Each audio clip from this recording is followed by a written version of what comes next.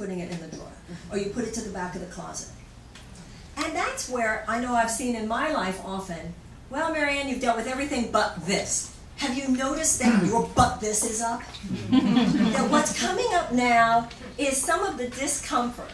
And you say to yourself, well, wait a minute, I'm pretty damn good. And then you realize good is not good enough on this planet today.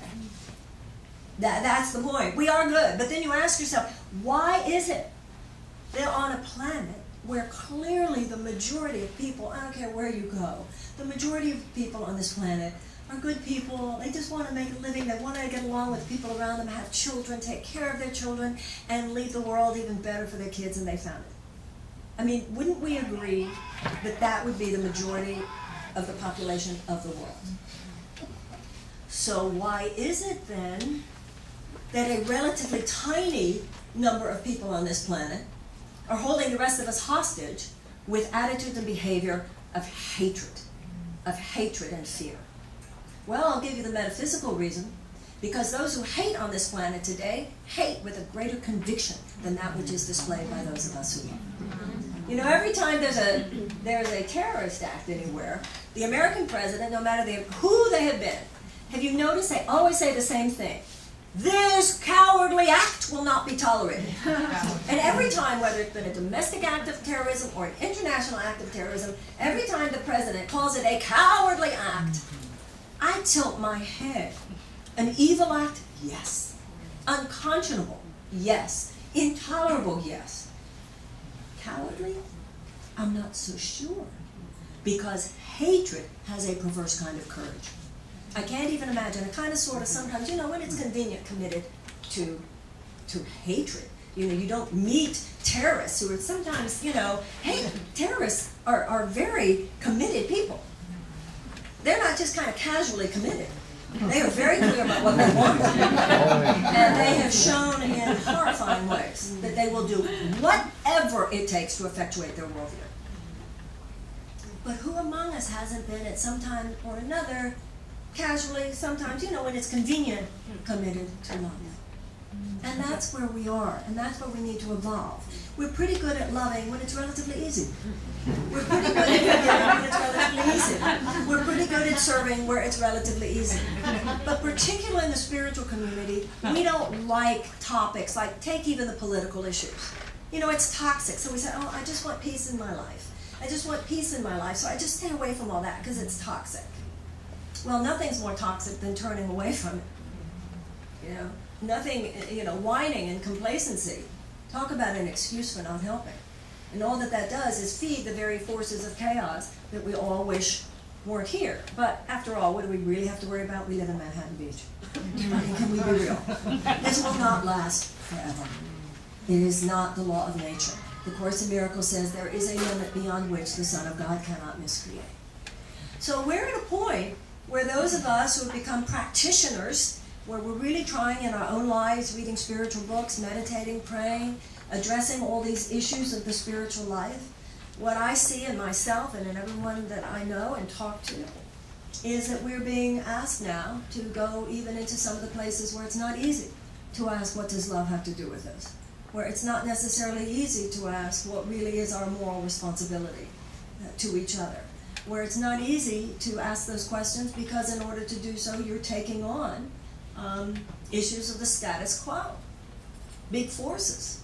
You know, I was at a conference a couple weeks ago in Washington, D.C. And there was a man that stood up in front of this panel, and he said, you know, so many Americans are just feel so beaten down now. And they feel so beaten down, they feel they don't have a chance in the economy, and they see how it's going now and how the government is just so overridden by, you know, it seems like the wealthier people are, they get to have more of a say than everybody else. And he says, I know, we need a constitutional amendment to override Citizens United, but it all just seems so hard. And my response was, where would we be if the abolitionists had said, it's just so hard? Where would we be if the women suffragettes had said, it's just so hard? And they had no faxes, and they had no cell phones, and they had no computers. But you know, the way history has always moved, ladies and gentlemen, is not that the majority has woken up one day and decided to do the right thing. That's not how it works. The majority of the United States didn't wake up one day and go, oh, let's free the slaves. The majority did not wake up one day and go, I think women should vote too. That's never the way it works. What always moves history forward is that a relatively small group of people, usually considered outrageous radicals or fringe by the status quo of their time. I love this one. You know what King George called the American colonists who wanted independence for the colonies? Insurgents. Isn't that great? That was his word for it. Insurgents. We were the insurgents in his eye, right? And that's always what happens. A small group of people who are thinking a different way.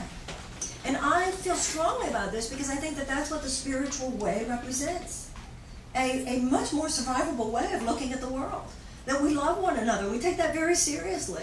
And that we love the earth, and that we love future generations, and that humanitarian values are placed before economic values, and that love is the bottom line. So those of us who are seeking this in our lives are the last people who should be sitting out the great political and social and economic questions of our day. Because if you have a clue what changes one life, you have a clue what would change the world. So I think that there's a next step in the spiritual journey, and that has to do, okay, I might not be a perfect master yet, but I'm certainly better than I used to be. You may not be a perfect master, but you're certainly better than you used to be. You might not be a perfect master, but you're better than you used to be. You might not be a perfect master yet, but you're better than you used to be. And we realize if we really pool our resources of talent and intelligence and start collaborating in a way that we have not collaborated before, simply by knowing that we're here to serve something higher than ourselves. And serving something higher than ourselves, simply knowing that is our natural intelligence. And that is what revitalizes the body, that's what makes the immune system work, that's what makes every cell work, it's what heals the body, and it's what heals the society. And one of the reasons from a metaphysical perspective we have so much disease in the society is because of these forces that are not living in our natural intelligence in a psychological, emotional, and spiritual way. So I thank you for allowing me to be here and to have this conversation with you. These are obviously the kinds of things I write books about. These are the kinds of passions that inform my thinking today, and that I think inform a lot of people's thinking today. This idea of what's our collective next step. How does the me get into we in a new and more sophisticated way? Not just for our own sake, but for the sake of our country and the sake of our world. You know, every generation is a steward of this incredible thing called American democracy. We talk sometimes about how it's very sad if a child doesn't get to experience their childhood. But I think there's something sad about an adult who doesn't experience their adulthood. You know,